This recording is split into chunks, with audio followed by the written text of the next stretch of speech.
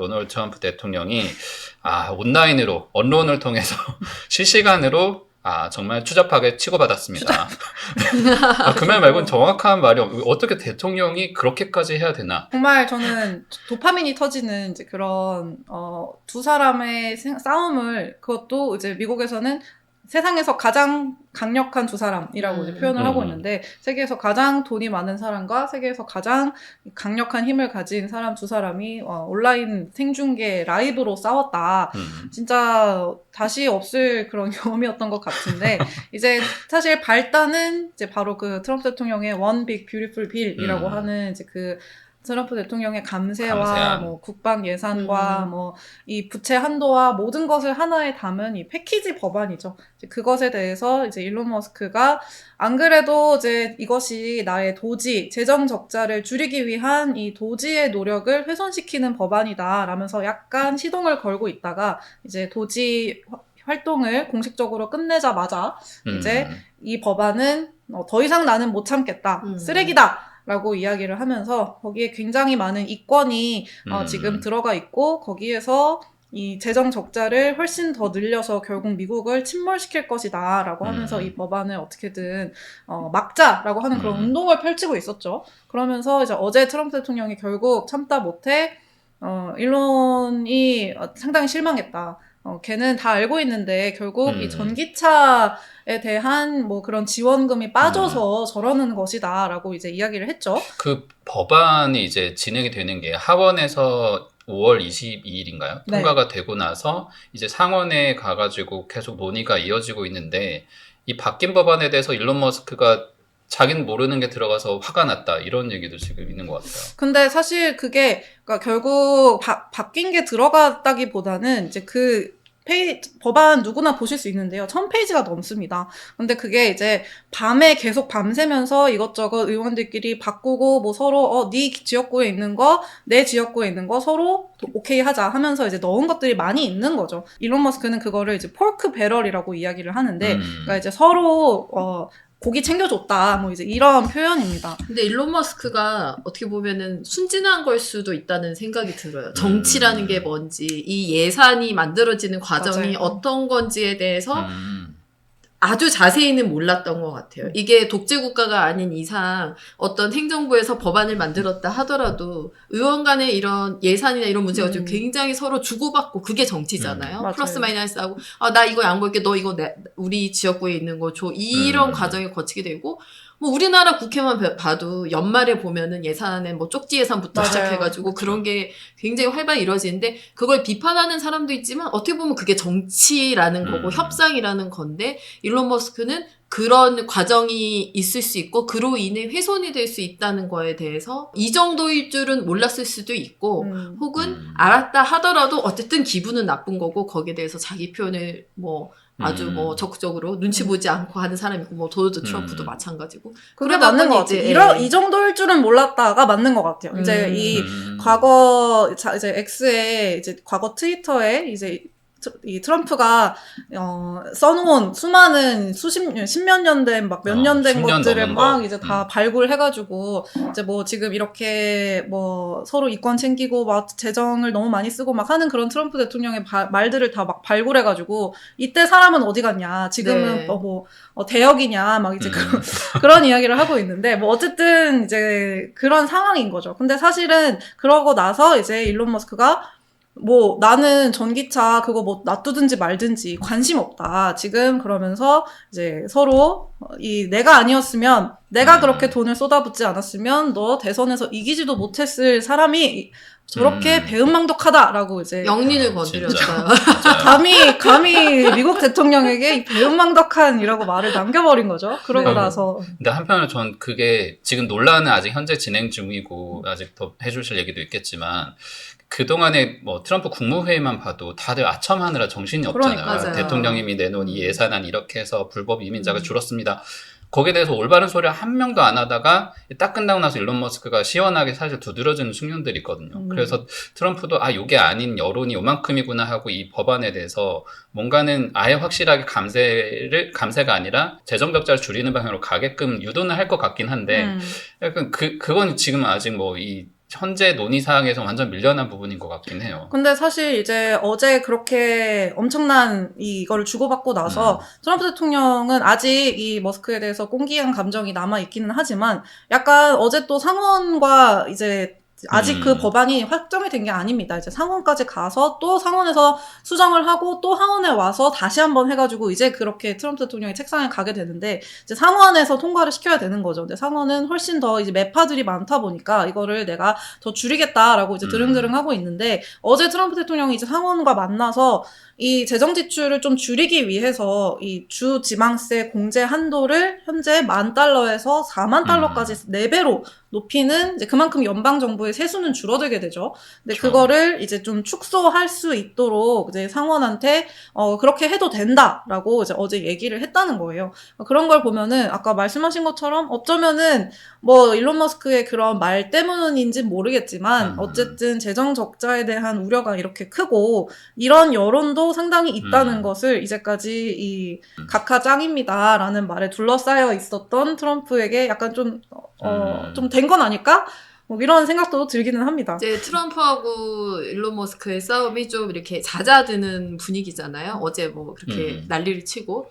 그런데 방금 말씀하신 것처럼 상원에서는 이 법안이 통과를 하기 위해서는 50명이 필요합니다.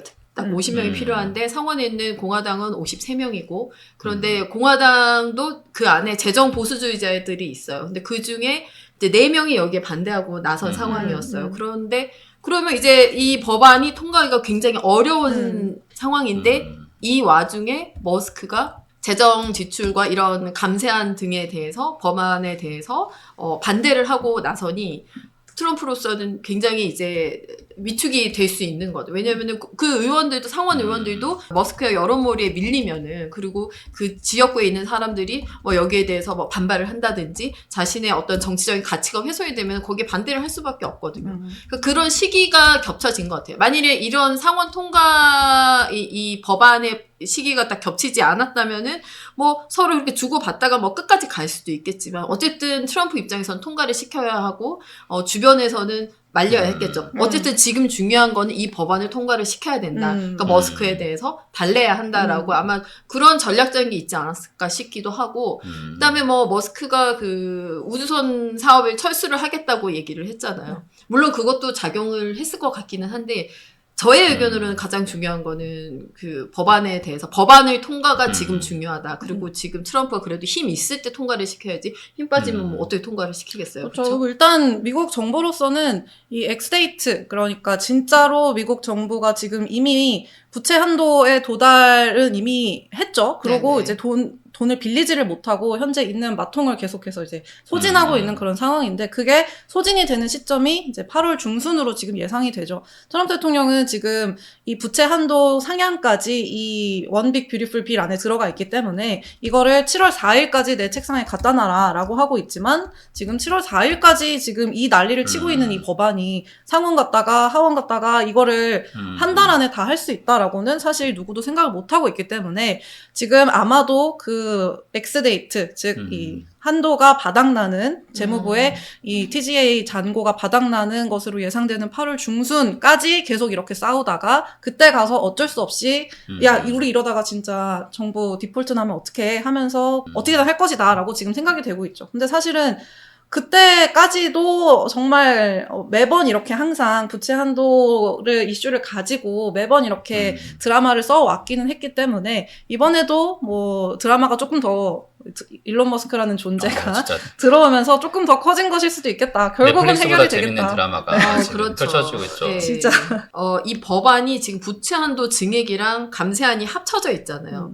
그러니까 공화당 안에 있는 재정 보수주의자들은 이것도 기분 나쁜 거예요. 말이 안 된다고 생각을 하는 거예요. 분리를 해라. 감세안, 뭐 경기를 뭐 살리고 그다음 미국 경제를 뭐 좋게 하기 위한 이런 법안 나 찬성한대. 또 여기에 왜 부채연도 증액을 붙여놨냐. 그쵸. 그거는 말이 안 된다. 분리를 해서 가야 한다고 지금 얘기를 하고 있고, 그리고 그 사람들 말도 사실 맞긴 맞아요.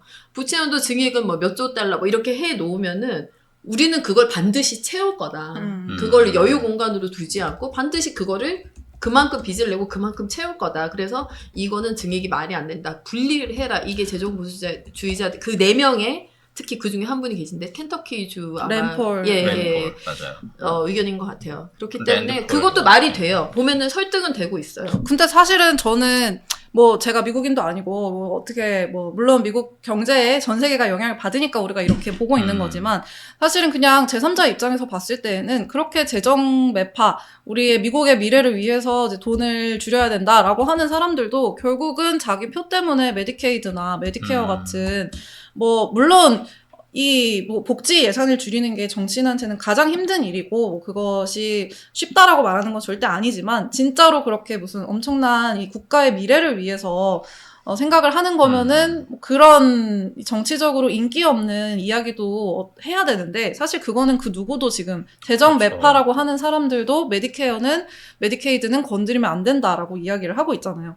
뭐 그런 걸 보면은 뭐 재정 지출을 진짜로 줄이는 것은 불가능하겠구나. 진짜 어렵기도 하고 이게 되게 방만했다고 생각이 드는 게 사실 저 같은 경우도 주변에 들어보니까 그러니까 오바마 때 만들어진 이런 메디케어, 메디케이드 프로그램들 중에 소득이 좀 작은 사람들을 타깃으로 하잖아요. 근데 이게 심사 과정에서 제출할 수 있는 뭐 여러 서류들이 당연히 필요한데 이 서류가 약간 허위로 사실 작성돼도 그냥 툭툭툭 통과가 되는 경우도 꽤 있고 그래서 이번에 그 정말 일을 하는지 고용 대상 연령층인데 정말 가정에 문제가 있는 이런 것들을 다 증빙하라는 게 좀 이해는 돼요. 그러니까 왜 그동안에는 미국의 시스템이 약간 후지고 많이 느리고 이러니까 못 걸렀겠지만 이게 그 예산 낭비라는 항목을 아무도 손을 안 댔던 거잖아요. 그러니까요. 근데 뭐 사실 뭐 미국만 그렇습니까? 뭐 전 세계가 그렇죠.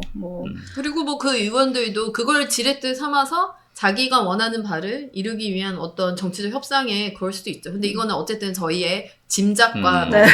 추정인 시나리오. 시나리오인 거고 어쨌든 대세로는 그 사람들의 어떤 재정 지출에 대한 더 노력이 있어야 된다라는 말은 큰 그림에서 보면은 맞긴 맞는 거죠. 왜냐하면 이게 미국 전체 경제, 특히 국채 시장이나 이런 거에 영향을 미치고 있기 때문에 그 국채 시장은 국채 금리가 결국은 미국 시민들의 모기지 금리, 뭐 자동차 대출 금리, 신용카드 여기 모든 거 영향을 직접적으로 영향을 미치기 때문에 그런 말 자체는 일리는 있긴 있어요. 우리 모두가 그거는 동의를 하고 있긴 있는 사실 것 뭐 같아요. 일론 머스크의 말에 동의하는 이 일반 미국 시민들도 굉장히 많은 것도 사실 맞죠. 그래서 두 사람이 싸우는 걸 보고 막 저 제발 싸우지 마세요. 막 이런 지금 막 X에서 엄청나게 많이 나는 네 말도 맞고 트럼프가 이제 이 마가 미국을 다시 위대하게 만들어준다라고 하는 것도 맞고 이 머스크의 말처럼 이 낭비를 줄이고 싶은 것도 맞는데 왜 둘이 함께 갈 수 없는 거야? 막 이런 지금 이야기들도 근데 있죠. 되게 재밌는 게 오늘 아침까지도 이렇게 돌아다니는 동영상에 보면은 그 각 영화마다 보면은 난장판인 장면이 있잖아요. 뭐 불이 난다든지 아니면 뭐 파티가 엉망이 된다든지 그래서 뭐 물을 뿌리고 이러는데 그것을 진화하는 두 사람이 주인공으로 나와요. 캐롤라인 레빗이랑 스콧 베셋. 어떻게 캐롤라인 레빗이 불을 더 붙이면 붙이지. 저는 그걸 이해할 수 없는데. 근데 사실 저는 그 이야기도 좀 궁금합니다. 지금 트럼프랑 머스크랑 싸운 것이 진짜 정말 둘이 싸운 것이냐 아니면 약속 대련이냐. 그냥 둘이 이제 어느 정도 지금 두 가지 이유가 있다. 트럼프 입장에서는 파월이 금리를 내려줘야 되는데 지금 도대체 금리를 내리려고 하지 않으니 좀 이제 악재를 하나 만들어줘야 된다. 시장을 한번 떨굴 이슈가 하나 필요한데 이제 관세는 더 이상 약발이 먹히지가 않고 뭔가 하나 악재를 만들어줘야 되는데 머스크랑 같이 야 한번 싸우는 모습 한번 보여줄까? 너랑 한번 작업 한번 하자. 그렇죠. 작업 한번 하자. 너랑 개판 만들어 볼까? 이렇게 되는 너 일 한번 하자. 그러면서 그럼 머스크는 그걸 왜 하냐? 머스크 입장에서는 지금 이 민주당 지지자들이 원래 이 전기차, 친환경 이런 것에 공감을 많이 하기 때문에 테슬라를 많이 샀었죠. 근데 이번 대선을 계기로 이제 트럼프 쪽으로 가면서 일론 머스크에 대한 이 민주당 지지자들의 엄청난 반감, 그것이 전기차 판매 감소 뭐 이런 식으로 이어졌잖아요. 그래서 이번에 한번 어차피 나 이제 도지도 끝났겠다. 한번 이 갈라지는 모습을 보여줘서 브랜드 이 돌아선 민주당 지지자들을 데려오자. 뭐 이런 서로 간에 이런 게 있어서 약속 대련을 했다 뭐 이런 거예요. 아, 근데 그럼 너무 그렇게 복잡하지 하기에는 테슬라 시가총액이 그러니까요. 1520억 달러 증발했는데 그러게 너무 말이 안 되는. 그리고 그 둘이 이 SNS에서 싸우는 거 보면 에스컬레이팅 되는 게 보여요. 이렇게 막. 그렇기 때문에 서로 실시간으로 긁히는 건가요? 그러니까. 그리고 이제 뭐 앱스틴 리스트에 트럼프가 있다. 네네. 뭐 이런 뭐 탄핵에 공의한다. 뭐 이런 거 나온 순간 더 이상 이거는 약속이 아니다라는 생각이 들기는 했습니다. 그거는 앱스테인 리스트에 올라간 거는 트럼프는 이미 중죄를 받았다가 그냥 넘기고 대통령이 됐기 때문에 사실 영향이 있을까 싶기는 해요. 근데 좀 그것도 좀 음모론으로 많이 회자가 되는 것 트럼프는 같아요. 사람들이 좀 약간 원래 그런 인간이련이라고 굉장히 도덕적인 기준을 굉장히 낮게 잡고 있어서 트럼프 자체에 그렇게 그러니까 큰 문제가 없다. 큰 타격이 있을까 싶기는 하긴 하고 뭐 어쨌든 그리고 아까 처음에 말씀하신 대로 이 머니 파워 정치 파워의 싸움이잖아요. 맞네요. 둘 다 뭐 자기 마음대로 항상 살고 있는 사람이기 때문에. 근데 사실은 이게 말씀처럼 뭐 이게 뭐 두 사람의 의도가 뭔지 진짜 싸웠든 아니든 어쨌든 지금 테슬라 주가는 너무 많이 하락한 것이 사실이고 여기에서 뭐 장기 투자자 분들은 그리고 테슬라에 대해 그냥 무한 믿음을 갖고 있으신 분들은 지금 싸게 살 기회다라고 생각하실 수 있겠지만 뭐 또 다른 많은 주주들은 이게 지금 이런 식으로 주주 가치를 훼손하는 게 맞느냐, 미국에서 주주들이 소송을 할 수도 있다라고 하는 또 그런 이야기들도 나오고 있는 상황이기 때문에 너무 화가 날 것 같아요. 머스크가 정치 쪽에서 이제 일을 하고 있는 것 자체도 기분이 나쁘고 마음에 안 들고 테슬라에 좀 더 집중해 주기를 바라고 있다가 뭐 주 40시간 이상 일해라 뭐 이런 일이 나왔잖아요. 그러다가 이제 겨우 황금 열쇠 하나 받고 나와서 좀 집중하는가 싶었더니 또 여기에 대해서 막 쏟아내고 시가총액은 1,500달러 이상 증발을 하고 이러면은 뭐 테슬라 투자자, 테슬라 주주 입장에서는 무슨 정치적 올바름이고 뭐고 뭐 미국의 재정 적자고 뭐고 지금 이거 자체가 안 그래도 지금 그쵸. 변동성이 크고 그 시장에 대한 그 예측 가능함이 굉장히 떨어지고 있는 와중에 머스크가 이렇게 하면은 테슬라 주주들 입장에서는 반가울 일이 전혀 없고. 지금 포인트는 사실 누구나 평가는 할 수 있어요. 트럼프가 옳고 뭐 아니면 뭐 머스크가 뭐가 틀렸거나 이런 식으로 평가를 할 수 있는, 사실 저희가 중요한 거는 이걸 가지고 미국의 어떤 이 재정 적자 문제라던가 채권 시장의 흐름이라던가 이런 것들이 어떻게 바뀔 것인가라는 쪽으로 조금 더 저희가 이 논지를 모아볼 필요가 있을 것 같아요. 왜냐하면 오늘 물론 다음 주는 또 소멸될 수도 있을 만한 지표이긴 하지만 어쨌든 고용 지표가 나왔고 이런 상황에서 채권 금리는 또 뛰고 있단 말이죠. 그래서 오늘 이슈만으로 트럼프나 이 트럼프 행정부가 원하는 대로 금리를 마구 내릴 수 있을까? 사실 조금 어려워 보이거든요. 페드 금리는 올해 한 차례가 될 수도 있다고 얘기가 뭐 나오고 있고, 그 다음에 이거 흐름은 이미 정해진 것 같아요. 국채 금리는 뛰고, 그러면 달러가 강세여야 했지만, 과거에 그렇게 보여왔지만, 지금은 채권 가격과 달러가 같이 떨어지고 있는 모습이잖아요. 이거 자체가 말씀하신 대로 재정 적자, 그 다음에 예측 가능하지 않음, 정책의 예측 불가능함, 이런 것들이 겹치면서 미국에 대한 신뢰가 어쨌든 떨어지고 있는 거죠, 투자자들이. 그 투자하는 입장에서 보면은 악재든 호재든 예측이 되면은 대비를 할 수가 있어요. 뭐 증시 같은 경우는 뭐 공매도를 뭐 계획을 한다든지 뭐 할 수 있잖아요. 근데 계획을 할 수 없게 되면은 거기에 돈을 넣을 수가 없는 것 같아요. 그렇기 때문에 미국에서 돈을 자꾸 분산시키려는 흐름이 나타나고, 그게 이제 달러도 떨어지고 채권 가격도 같이 떨어지는 어떻게 보면 굉장히 기현상이죠. 지금 채권 금리는 장기물이 20년, 30년이 5% 넘어서면서 10년물도 다시 5% 향하는 것처럼 보이게 되면, 제이미 다이먼 같은 분이 항상 회의론을 제기해서 설마 되겠어 하면서도 그게 자꾸 다가오니까 뭔가 말씀하신 그런 해지 수요를 필요로 하는 기관들이 움직이면서 시장을 오늘은 또 굉장히 또 안도하고 있지만 잠재적인 뭔가를 하나 또 던지게 되는 충격이 있지 않을까, 이런 걱정이 좀 가능해 보이거든요. 근데 사실 뭐 이제 미국 예외주의의 약화나 뭐 미국에 대한 신뢰 약화, 뭐 셀 아메리카 이런 얘기를 하도 이제 많이 우리가 많이 들어왔고, 최근에는 그래도 결국은 미국으로 어느 정도는 다시 돌아올 수밖에 없다라고 하는 이야기들이 또 이제 약간 정반합처럼 다시 나오고 있는데, 오늘 이 고용 지표 확실히 어쨌든 미국 경제가 아직까지 도대체 언제 흔들릴지 모르겠지만 아직도 고용시장이 그렇게까지 큰 문제는 없다라는 것을 일단 확인시켜준 게 오늘 맞아요. 5월 고용보고서의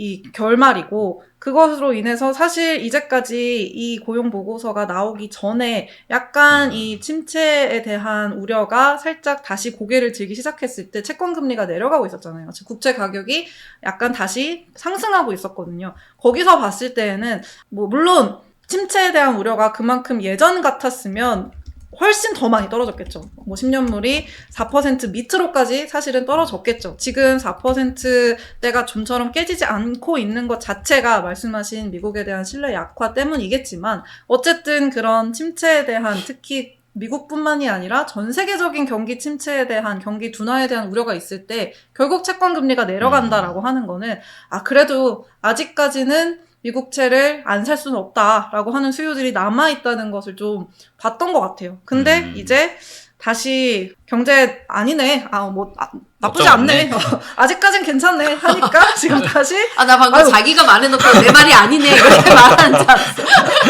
1인가요? 저 요즘 거의 시장과 거의 빙의한 느낌으로 살고 있기 때문에 내가 너무 많이 시장인지 봐가지고 내가 시장인지 시장이 난지 뭐 이런 느낌으로 살고 있어서. 아니, 다른 얘기인데 굉장히 아침부터 정보를 엄청나게 보잖아. 아. 하루 좀 밤에도 안 쉬고 계속 보는 것 같아. 그러다 보니까 이제 또 시장의 마인드는 무엇인가 뭘까? 이러면서. 근데 어쨌든 오늘의 시장의 마인드는 경기 침체, 무슨 침체로 지금 다시 일단 오늘은 왔기 때문에 다시 국제금리가 지금 2년물 4% 위로 올라왔네요. 다시 4% 위로 올라왔고 10년물도 좋잖아요. 4.5% 네. 다시 육박하고 있고, 뭐 계속 이렇게 박스권에서 움직이지 않을까 싶습니다. 근데 시장은 지금 관세가 처음 발표되기 직전, 그러니까 막 관세 발표한다. 3월 말 뭐 4월 초에 상호관세 발표 처음에 하고 이럴 때만큼은 경기 침체에 대한 언급이 많이 줄어들었어요. 맞아요. 오히려 스태그플레이션이란 말보다는 인플레이션이란 말이 훨씬 더 많이 나오고 있고, 왜냐하면 어쨌든 계속 물가 자극이 많이 되고 있고, 오늘처럼 그 고용 수가 예상했던 것보다 훨씬 더 잘 나오고 하면 어쨌든 돈 버는 사람이 많으면 물가는 자극할 수밖에 없으니까. 그런 임금 상승률도 엄청 높았죠. 네네네.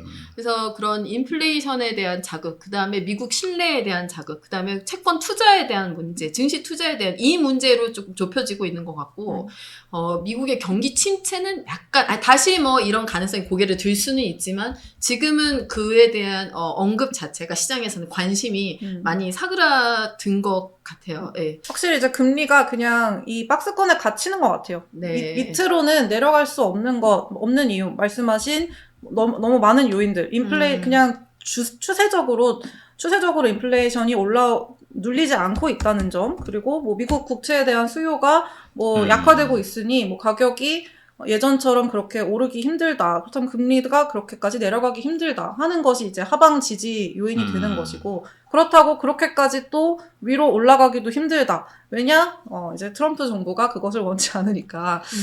이제 10년물 기준으로 뭐 4.7, 8, 9, 5 이렇게 가면은 말씀하신 것처럼 결국 벤치마크 금리가 그렇게 오르면 주담대, 뭐 자동차 대출 이런 것들이 엄청나게 올라가고 이제 민심이 흉악해지겠죠. 이제 그것을 어떻게든 누르려고 할 것이기 때문에. 그리고 셀 아메리카도 흐름 자체는 맞는데 우리가 구분을 해야 되는 게, 정말 미국의 근본적인 어떤 문제가 있어서 셀 아메리카냐, 그건 아닌 것 같아요. 사람들이 얘기하는 뭐 얼마 전에 프랭클린 템플턴 라운드 테이블 이런 데 가도 그렇고, 그 전에 이제 뭐 인터뷰를 해도 그렇고, 미국의 이 증시를 이끄는 그 매그니피선트 세븐이라든지 기업들의 경쟁력 자체가 뭐 줄어든 건 아니에요. 없어진 거는 아닌데, 현재 그렇기 때문에 근본적으로 셀 아메리카를 뭐 장기적으로 해야 된다, 이거는 아닌 것 같아요. 근데 어쨌든 아까부터 계속 얘기를 하고 있지만 예측 가능함이 줄어들고 재정 적자가 당장은 해결될 것 같지 않으니 우선은 피신해 있자. 그리고 최근 몇 년간 뉴욕 증시가 굉장히 많이 올라 있으니, 그리고 이만큼 돈 벌 만큼 벌었잖아. 그러니까 이거를 지키자 우선은. 그렇기 때문에 일부 좀 수익 실현도 하고. 네네네. 미국 이외의 지역도 한번 돌아보자. 독일 같은 경우 뭐 남들 돈 다 쓸 때 독일은 돈 안 쓰고 있다. 이제 돈 쓰고 있잖아요, 정부가. 그렇기 때문에 뭐 독일도 괜찮지 않냐. 이런 의미의 셀 아메리카인 것 같아요. 맞아요. 근본적인 의미의 셀 더 아메리카는 좋은 자산을 찾아서 갈 수도 있고. 네네. 그리고 지금까지 너무 많이 올랐다. 이제 딴 데 조금 찾아보자. 약간은 좀 쉬어갈 때가 됐다. 이런 여론이 있고 확실히 그런 거를 가지고 골드만삭스나 뭐 모건스탠이나 이런 쪽에서 레터를 통해서 계속 투자자들에게 그런 이야기를 하고 있어요. 예, 예. 신흥국을 요즘 계속 많이 이야기를 네네. 하고 있죠. 네네. 투자 의견도 상향 조정하고 요즘 뭐 코스피도 굉장히 네.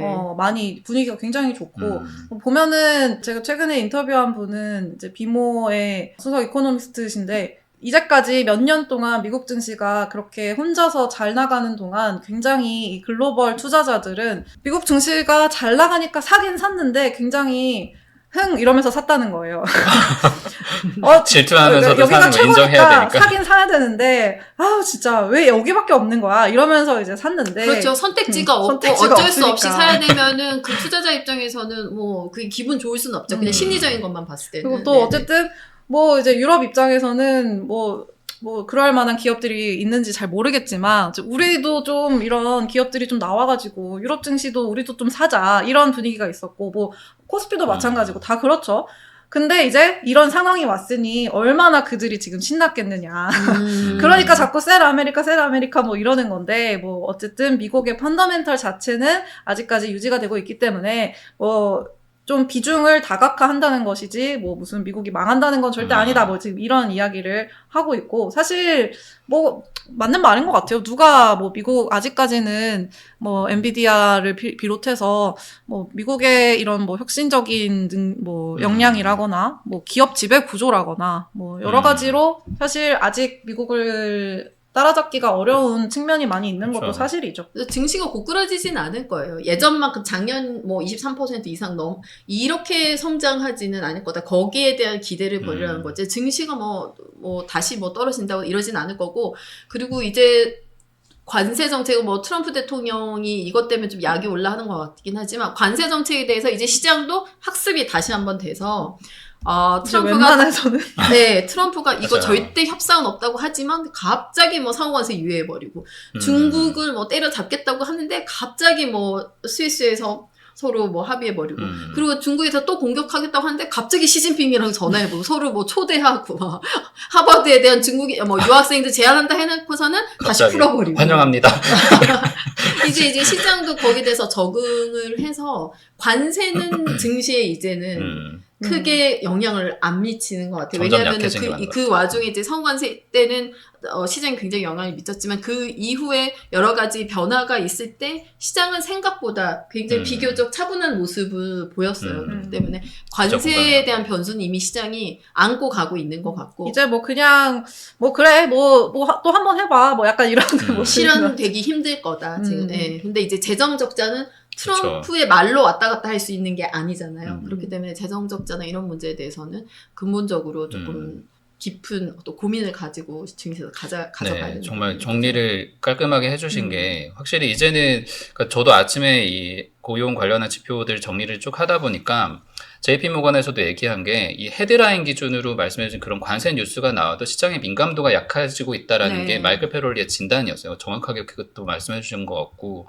그리고 결국에는 인플레이션이라던가 그리고 고용이라던가 이런 게 어느 정도는 순항을 하는 상황에서 딱 남은 리스크 하나가 이 정말 예산안과 재정 적자 문제잖아요. 그러니까 이게 저희가 아무것도 예측을 하기가 사실 어렵고 너무 방대한 법안에서 협상을 뭘로 할지 모르기 때문에 그러니까 지금은 이런 불확실성을 안고 시장이 일단은 뭐 큰 거 하나 넘겼으니까 오늘 하루 지나자 정도인 것 같고 다음 주는 좀 정말 연준 발표 전까지는 또 어떻게 갈지 걱정이 되는 그런 상황인 것 같습니다. 사실 어제만 봐도 트럼프 대통령과 시진핑 주석 사이의 이 전화 통화가 원래라면은 정말 엄청나게 시장에 큰 호재가 될 만한 뉴스였는데 오히려 그 뉴스가 나오고 나서 별로 그렇게 큰 반응이 없었고 물론 양국 둘이 굉장히 좋은 말들을 많이 내놨지만 약간 불협화음도 있었어요. 가령 트럼프 대통령은 우리가 휘토류 문제를 굉장히 잘 해결했고 앞으로 문제 없을 것이다 라고 했는데 중국 쪽에서는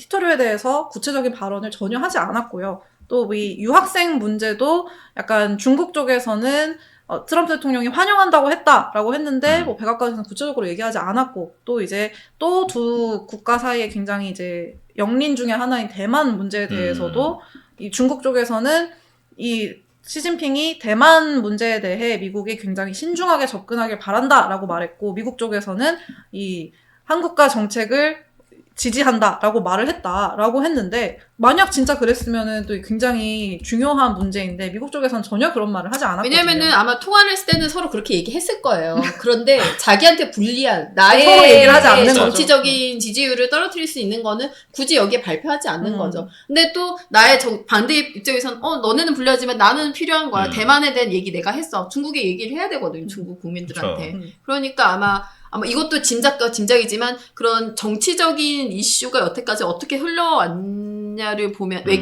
정치 외교적 이슈를 흘러왔냐를 보면은 나한테 불리한 거는 외교적인 문제는 자국에 그렇게 얘기를 하지는 않는 것 같아요. 그게 뭐 기본적인 그런 것 같아요. 이제 앞으로 이런 이슈들이 두 미중 합의를 이제 다시 만들자라고 하고 있잖아요. 여기에서 어떻게 이제 만들어 나갈지 그 이슈들을 어떻게 봉합을 해 나갈지가 앞으로 또 이제 중요한 포인트가 아마 될 것 같습니다. 네, 그래도 협상을 시작했고 이 시간이 거의 한 1년 이상 사실 소요됩니다. 트럼프에게 남은 중간선거 기한까지 어떻게든 봉합을 해야 될 테니까 그 긴 시간을 저희가 계속 뉴스로 듣게 될 것 같고 어쨌든 단추를 꿰기는 시작했다. 꿰는 것까지는 아닌 것 같고 일단 그 정도로 저희가 보면 되겠고 역시 그리고 정치인이다 보니까 지금 저희도 이 나름 간단한 투표 진행하고 있습니다. 과연 누가 먼저 패배를 인정할 것인가?